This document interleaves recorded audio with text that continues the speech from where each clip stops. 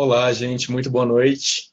Estamos aqui ao vivo agora no Facebook, começando a primeira edição do nosso Café com Barão. Hoje vai ser um episódio... Olá, gente, muito boa noite. Vai ser... Perdão, Estamos gente, aqui ao só um vivo minutinho. agora no Facebook, começando a primeira edição do nosso Café com Barão. Hoje vai ser... Pronto. Agora sim.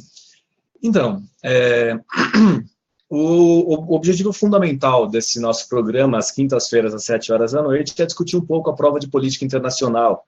Como bem sabemos, essa é uma das provas mais relevantes em termos da primeira fase do TPS por conta da pontuação, uma das provas mais importantes, sem dúvida, também na terceira fase, e certamente um tema importante para a carreira de vocês enquanto diplomatas. E é um tema que acaba trazendo bastante dúvida, bastante confusão, muitas vezes frustração para os candidatos. E justamente por isso que eu estou aqui agora, começando essa sequência que tem por objetivo maior preparar vocês e fazer com que vocês melhor entendam o funcionamento da prova de política internacional. Isso vai valer tanto para o TPS como também para a terceira fase. E além de entender melhor a prova, é importante que vocês entendam o que é esperado de vocês e como vocês devem estudar política internacional. O que eu vou passar para vocês vem da minha experiência como professor. Não é segredo para ninguém que eu já fui candidato para essa prova por alguns anos, então entre 2011 até 2014, eu tentei, 2015 na verdade, fui candidato, desisti e estou agora me dedicando só para a docência. E nesse tempo tive contato com vários amigos, tive contato com muitos alunos, justamente comentando e discutindo qual a melhor forma de entender a prova, qual a melhor forma de se preparar para a política internacional e para as outras matérias de forma geral. Eu escolhi falar sobre política internacional por ser a matéria que eu estou ministrando no IDEG, porém, as dicas vão valer em alguma medida, ou alguns episódios vão abordar temas relativos à preparação de forma geral. E para isso, eu parto da minha experiência não só como professor de política internacional, mas também da minha experiência como coordenador pedagógico do IDEG e orientador também por um tempo. Bom, nesse primeiro episódio é mais introdutório e o que eu queria trabalhar com vocês é mostrar ou explicar um pouco como que a prova mudou nos últimos anos de forma a que vocês entendam o que é esperado de vocês para a política internacional. Existe uma confusão muito grande por ser uma matéria que tem a bibliografia tão dispersa, que existe uma atualização tão constante, que política internacional não tem fim, e que é uma matéria absolutamente aleatória. Vocês precisam, sem dúvida, se preocupar com política internacional, mas vocês não devem achar que é um beco sem saída, ou que vocês não terão um caminho para conseguir um bom resultado nessa prova, que é de alguma forma aleatória.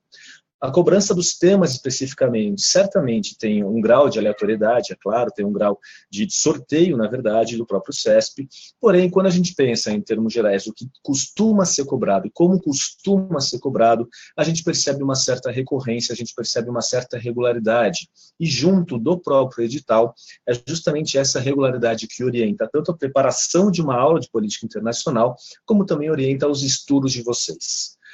Bom, o que aconteceu, então, nesses últimos anos e como a prova de política internacional é nos dias de hoje? Esse vai ser o tema desse nosso primeiro encontro. A prova de política internacional, ela tem um formato, o CACD de forma geral, tem um formato que a gente percebe nos dias de hoje, desde 2008, na época das tão queridas 100 vagas. No ano de 2011, houve a mudança primeiro na prova, que a gente teve justamente a redução das vagas, tanto em termos de aprovados, como também em termos dos que vão para as fases avançadas. Isso ocorreu no momento em que o mercado, que as pessoas estudavam, começaram a estudar muito, havia muitos candidatos para a carreira diplomática. E, consequentemente, o que a gente percebeu, especialmente a partir de 2012, é que havia um grande número de candidatos muito bem preparados que entraram com a perspectiva de passar em 1, 2 anos, porém, não havia mais tantas vagas e, consequentemente, a prova precisou selecionar entre candidatos com um nível bastante alto, candidatos com 2, 3, 4, às vezes 5 anos de estudo. Para que isso fosse feito, a prova precisou se adaptar. E como a prova se adaptou? Em primeiro lugar, houve, portanto, o examinador precisou lidar com um grande número de candidatos esses que tinham um nível muito mais alto. Consequentemente, a cobrança dos temas na prova, ela não poderia se dar de forma direta ou de forma a avaliar simplesmente a memória dos candidatos. Por que isso acontecia? Porque com candidatos tão bem preparados, se o examinador cobrasse simplesmente o conteúdo mais básico, todo mundo iria muito bem, e não seria uma boa forma de selecionar os candidatos. Isso tem efeitos para o TPS de política internacional, e isso tem efeitos para a terceira fase de política internacional. No que tange ao TPS, o que a gente teve de mudança? Antigamente, antes de 2011 em especial, a gente tinha basicamente dois tipos de questão. As questões que eram mais fáceis, o que era uma maioria, e quando eu digo questão mais fácil, são questões que são abordadas nos cursos todos de política internacional, que são o resultado de um conhecimento um pouco mais básico. Básico não quer dizer simples, sem sombra de dúvida, mas básico é um conhecimento, digamos, um núcleo comum dos cursos de política internacional, qualquer que fosse o cursinho que você fosse fazer, e algumas questões de nível mais difícil. Desde que houve essa mudança em relação aos próprios candidatos por conta da redução das vagas, o examinador precisou também mudar a forma como ele iria avaliar esses candidatos. O que ele começou a fazer? Dividir a dificuldade das questões no que eu costumo dizer que são 3 níveis diferentes. O primeiro nível, ele vai ser, são justamente essas questões que são de conhecimento comum de quem se preparou bem para a prova. Porém, começaram a aparecer questões que elas também poderiam ser respondidas com esse conhecimento básico, com esse conhecimento comum de quem está bem preparado, porém, essa forma de abordar a questão não seria direta. É uma questão que o candidato não vai saber se ela está certa ou se ela está errada com certeza, mas ele vai ter ferramentas para pensar e dar uma volta, digamos assim, no conhecimento que ele tem, de forma a conseguir ter uma boa percepção e ter um chute muito bem fundamentado daquela questão. Um exemplo de uma questão desse tipo é da prova de 2015, a questão que falava que o Brasil era um dos 10 maiores parceiros comerciais, ou 12 maiores parceiros comerciais do Reino Unido. Certamente, o conhecimento de quais são os maiores parceiros comerciais do Reino Unido você não sabe, mas você sabe quais são, normalmente, os 10 maiores parceiros comerciais do Brasil. É esse o conhecimento que é um pouco mais fundamental. Se o Reino Unido não figura entre os 10 maiores parceiros comerciais do Brasil, qual é a chance do Brasil figurar entre os 10 maiores parceiros comerciais do Reino Unido? É praticamente nula. Então, você não sabia com certeza se a resposta era certa ou se era errado, mas você tinha um bom fundamento para dar um chute errado, e certamente isso valeria 0,25 a mais. Era esse o gabarito mesmo da questão. Isso a gente percebe diversos outros exemplos que nos nossos próximos encontros a gente vai, em diversos momentos, abordar. Então, esse é o segundo nível de questão que eu considero as questões moderadas. São as questões que você tem ferramentas para responder, mas você não vai ter certeza se está certa ou se está errada. E o terceiro tipo de questão são as questões realmente difíceis. Essas questões difíceis, ela é o que alguns professores, colegas meus, chamam de cota da banca. São as questões que você não vai saber, que ninguém vai saber, e que elas estão lá para te desestabilizar normalmente. Não é essa questão que vai fazer diferença. As questões que vão fazer diferença são as questões que você tem ferramentas para responder, mas você vai ter que ter uma mobilização do seu pensamento que não é direta, de forma a dar um chute bem fundamentado e deixar menos questões em branco. Nos últimos anos, a gente tem tido cerca de 50% a 60% de questões de nível fácil, essa que você tem um conhecimento direto, cerca de 30% de questões de nível moderado e entre 10% e 15% de questões de nível difícil. As questões que vão fazer diferença são justamente esses 30% de questões de nível moderado, são as questões que você vai precisar mobilizar seu conhecimento de uma forma que não seja direta para conseguir ter um bom resultado na prova. Bom, essa é a mudança principal que a gente percebe em termos de TPS, e é para esse tipo de questão também que vocês vão ter que se preparar. E quando a gente chega na terceira fase, também houve uma mudança bastante interessante, bastante significativa. E qual é essa mudança? Se a gente pega as questões antes de 2011, em especial, a gente vai perceber que as questões elas têm um enunciado que é mais simples e mais direto. Um exemplo disso é uma questão para dissertar sobre as relações entre o Brasil e a Argentina na temática nuclear. Tudo bem, ela é um pouco mais específica, mas ela trata de um tema relativamente básico, Brasil e Argentina. Ela tem uma perspectiva histórica de você olhar para trás e ver o que o Brasil fez em relação à temática nuclear com a Argentina.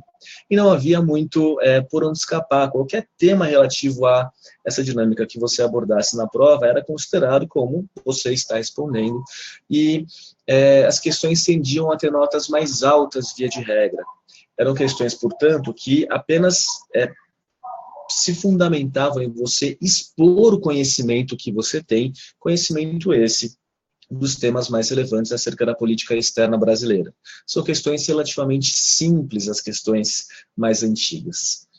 Porém, o que a gente começou a perceber a partir de 2012 e com mais intensidade, quando as provas de geografia e política internacional se juntaram e, portanto, só havia 2 questões de política internacional na terceira fase, é que o examinador também precisou mudar a forma de avaliar o candidato, de forma a ter uma seleção mais refinada. Como isso foi feito? As questões passaram a ter enunciados mais complexos. Enunciado mais complexo significa que está cobrando mais de um tema, então não cobra Brasil e Argentina, disserte sobre isso.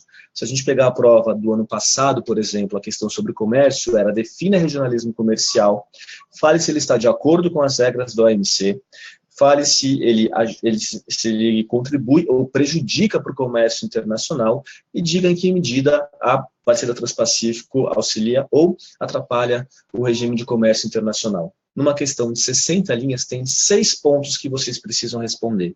Isso é um enunciado complexo. Em termos de avaliação, o que a gente percebe também é que a correção do examinador, ela não vai mais se pautar por quão bonito você escreveu, não vai se pautar pelo repertório que você tem. Ela vai se pautar pela precisão que você vai ter na hora de responder aquilo que ele está pedindo. Nessa questão do ano passado sobre comércio, eram 6 pontos pedidos. As questões bem avaliadas responderam cada um desses 6 pontos. Questões que esqueceram algum desses pontos, elas tiveram a nota reduzida. A precisão se torna muito mais importante nesse sentido do que simplesmente a exposição do seu conhecimento. O examinador sabe que você passou no TPS, ele sabe que você é qualificado. O que ele quer ver é como você vai se diferenciar dos outros candidatos. Precisão, portanto, se torna um tema importante. Outro tema importante que a gente vai ter está relacionado aos temas e à perspectiva que é esperada.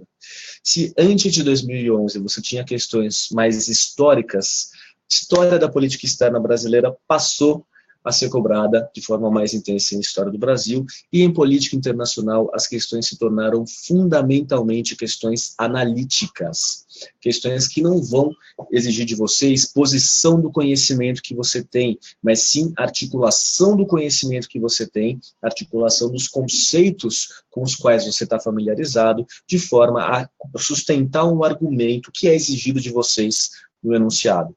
É bastante diferente e torna-se, portanto, muito mais importante que o candidato tenha uma capacidade analítica mais desenvolvida. E é justamente esse o foco, deve ser o foco de cursos de terceira fase.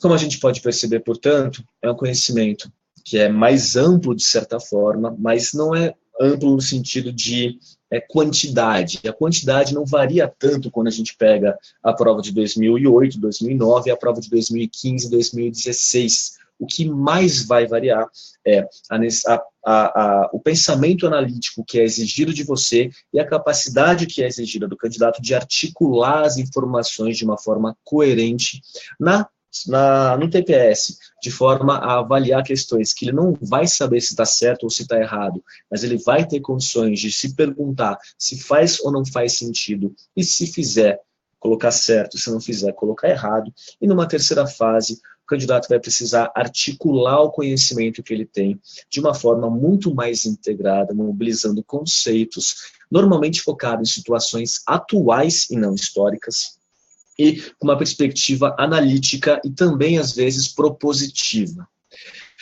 Essa é a mudança que a gente tem na prova de política internacional nos últimos anos, e é para justamente essas mudanças que esse Café com Barão vai buscar melhor preparar vocês. Isso tem um objetivo bastante claro. Por quê? se a prova mudou, uma preparação para a prova no estilo anterior, uma preparação para uma prova que não é mais o estilo atual do CACD, isso significa uma enorme energia que é despendida sem trazer um resultado.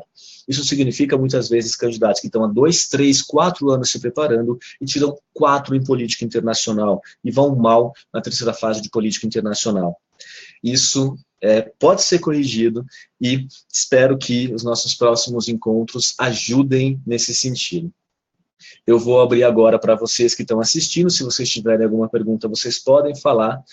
A ideia é que seja um pouco mais informal, um pouco mais interativo também esse nosso encontro, portanto, não se furtem em mandar mensagem aqui no nosso chat, em perguntar alguma coisa específica. E, bom, vou dar uns minutinhos então, para a gente ver se aparece alguma pergunta por aí, se não, né, já ficaremos por aqui e nos veremos na semana que vem, nesse mesmo horário. Vamos ver o que aparece por aí.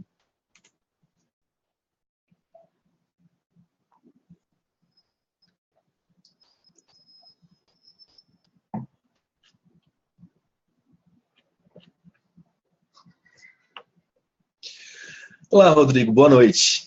Sobre a melhor forma de atualizar o conhecimento, eu vou fazer alguns programas daqui para frente para a gente trabalhar isso, porque existe uma necessidade de atualizar o conhecimento no que tange as notícias, como elas vão acontecendo, no que tange as notas do MRE, e no que tange também as perspectivas que a gente vai vendo acerca tanto das análises dos textos de política externa brasileira, e também os próprios analistas, como é que eles vão se colocando. Esse é um tema que vai exigir uma certa dedicação, vai exigir mais tempo, e, portanto, nos próximos encontros, a gente vai ver isso de forma um pouco mais aprofundada, tudo bem?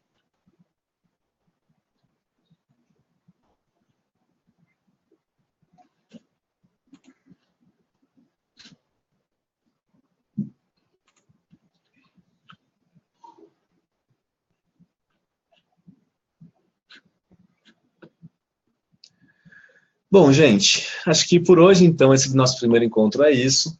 Se vocês tiverem alguma sugestão de tema, vocês podem me mandar mensagem no Facebook sem nenhum problema.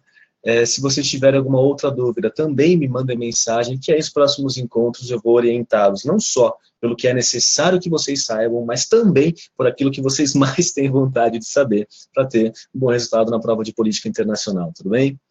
Tem uma pergunta aqui do Stephanie, ele está perguntando se eu recomendo alguma fonte específica para saber sobre a história diplomática do Brasil, ou seja, os tratados e as OIs mais importantes. Bom, o que eu recomendo para a história da política externa brasileira, ou melhor, para a política externa brasileira, como é cobrado em política internacional, é, inicialmente, o livro do Vicentini, A Projeção Internacional do Brasil, e depois o livro do Cervo. É muito comum as pessoas começarem com o livro do Cervo, mas a perspectiva do Cervo é muito mais historiográfica, no sentido de que ele vai apresentar muito mais informações do que a gente precisa em política internacional, e muitas vezes de uma forma não articulada, com um contexto interno, contexto externo, de forma a sustentar uma análise mais apurada e focada em política internacional mesmo. Consequentemente, o que eu mais recomendo é o livro para fundamento básico de política internacional, da história da política externa brasileira, é o do Vicentini primeiro, sobre Projeção Internacional do Brasil, e depois o livro do Cervo. Eu quero que vocês atentem que história da política externa brasileira é cobrada em história do Brasil. O que a gente vê em política internacional é análise da política externa brasileira. Isso vai ter consequências importantes em termos de fontes, isso tem consequências importantes em termos de perspectiva, isso faz com que seja necessária uma preparação diferente para a terceira fase, em política internacional e em história do Brasil, mesmo relativo ao mesmo tema que é política externa brasileira. Esse é um tema bastante importante para que não haja confusão e, posteriormente, também vou trabalhar esse tema, como diferenciar o estudo de história da política externa brasileira e de análise de política externa brasileira para o CACD.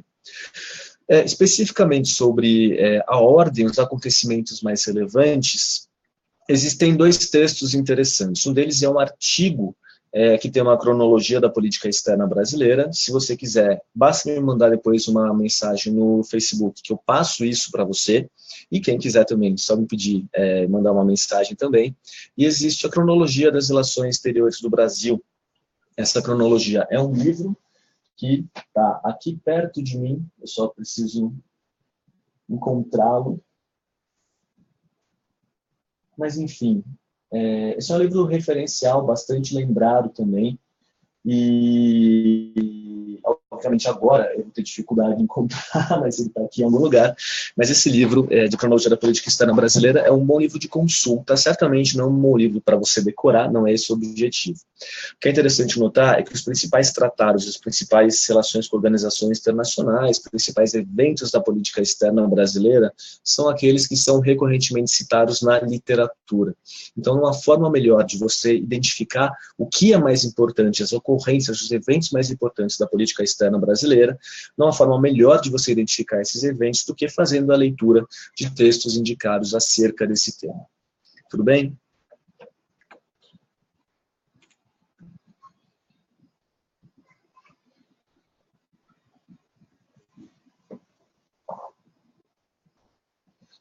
Meu curso aborda em 8 aulas política externa brasileira justamente por isso, porque o objetivo é criar uma forma de pensamento mais do que dar informação simplesmente. A informação sozinha não fica na cabeça, é preciso entender a dinâmica, e a partir da dinâmica entendida é que todo o curso começa a ser estruturado.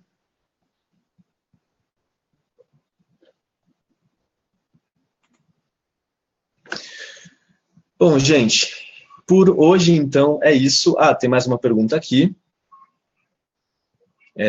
do Diogo. Ele pergunta, com relação a alguns itens que vem cobrando em política externa de parceiros brasileiros, sem necessariamente relacionar com as relações bilaterais, como estudar para eles? Esse é um tema que também vai ser abordado especificamente em outro encontro, mas a gente percebeu nos últimos anos temas relativos à política externa de parceiros brasileiros não associados a relações internacionais do Brasil ou à relação bilateral com o Brasil. O melhor exemplo que a gente tem quando a gente olha, por exemplo, a pergunta sobre analisar as relações sino-japonesas nas últimas décadas e de que forma elas contribuem para o fortalecimento do multilateralismo, em especial o sistema das Nações Unidas, a questão de 2015. O que é interessante a gente notar é que, em termos de conhecimentos específicos para ter uma boa nota naquela questão, poucos eram necessários. Eram 2 ou 3 temas que acabaram resultando em uma boa nota, e temas bastante básicos, do Japão reinterpretando a sua Constituição para conseguir ampliar a atuação das forças de autodefesa. No caso da China, saber da tensão no Mar do Sul da China, tensão inclusive com o Japão, saber que são economias bastante interligadas, mas o grande desafio para essa questão não era tratar, não se esperava que ninguém fosse um especialista em Japão e China. O grande desafio dessa questão era como articular as relações do Japão e China com multilateralismo e sistema das Nações Unidas. Todos vocês que chegam numa terceira fase tenham conhecimento sólido em relação a multilateralismo e em relação às Nações Unidas. Tenham conhecimentos sólidos em relação a propostas de reforma do Conselho de Segurança. Tenham conhecimento sólido no sentido de perceber quais são, para os países em desenvolvimento, por exemplo, as vantagens de uma articulação no cenário multilateral e assim por diante. O grande desafio, portanto, não estava na informação específica. Se você acompanha as notícias, lê as notícias, se você tem um conhecimento relativamente fresco e simples, nada muito complexo, acerca dos principais temas da agenda internacional do Brasil, e alguns temas que às vezes aparecem como importantes na agenda de alguns outros estados, vocês certamente têm condições em termos de conteúdo para fazer a prova. O grande desafio é como articular esse conteúdo de forma a sustentar o argumento que é pedido para vocês. É justamente esse o tipo de desafio atual que a gente vê na terceira fase de política internacional. Perceba, a grande dificuldade não vai ser o conteúdo, a grande dificuldade vai ser justamente se preparar para um estilo de questão que exige que você pense, que você sustente uma tese que seja bem estruturada, coerente, de forma a dialogar com o que o examinador pede e ser preciso em relação àquilo que é demandado de vocês. Ficou claro? Mas veremos isso com mais detalhes também nas próximas aulas, nos próximos encontros.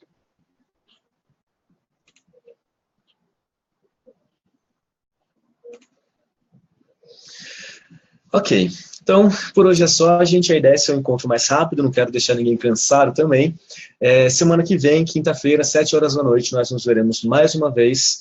E o que eu vou trabalhar nos próximos 2 encontros que eu pretendo trabalhar é justamente alguns exemplos das diferenças entre questões anteriores do TPS e da terceira fase. Na aula que vem, no nosso encontro seguinte, TPS, e depois, terceira fase.